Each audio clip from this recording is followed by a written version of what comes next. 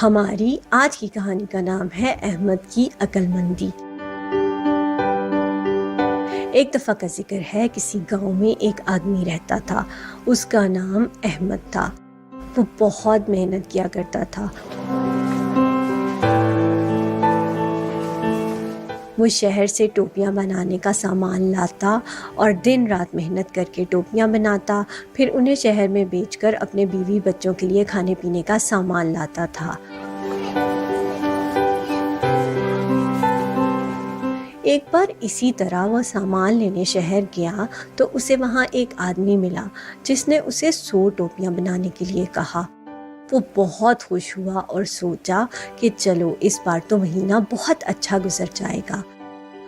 وہ ڈھیر سارا ٹوپیاں بنانے کا سامان لے کے گھر پہنچا اور اپنی بیوی سے بھی کہا کہ وہ ٹوپیاں بنانے میں اس کی مدد کرے۔ ان دونوں نے دن رات ایک کر کے 100 ٹوپیوں کا آرڈر مکمل کر لیا۔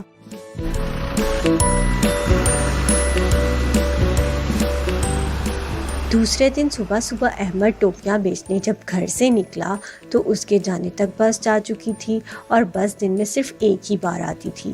اس نے سوچا کہ اب میں کس طرح شہر پہنچ سکوں گا، ورنہ سارا سامان ضائع ہو جائے گا۔ اسے کوئی طریقہ نہیں سمجھ آیا تو وہ پیدل ہی شہر کی طرف چل پڑا۔ اس کے راستے میں ایک جنگل بھی آتا تھا۔ وہ بہت چل کر جب تھک گیا تو اس نے سوچا کہ کیوں نہ کسی درخت کے نیچے بیٹھ کر کچھ دیر آرام کر لوں۔ وہ آرام کے لیے بیٹھا تو اسے نیند آ گئی۔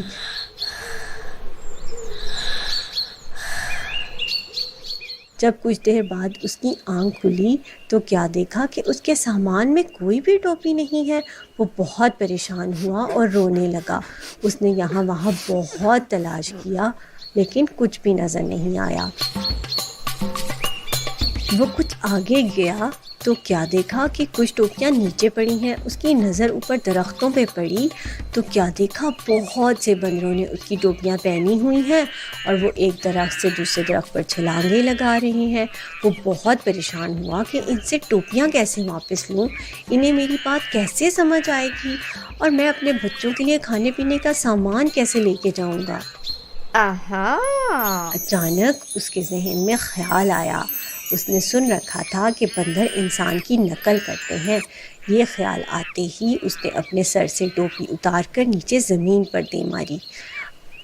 احمد کو ٹوپی اتار کر پھینکتے دیکھ سب بندروں نے اپنے سر سے ٹوپیاں اتار کر زمین پر پھینکنا شروع کر دیں۔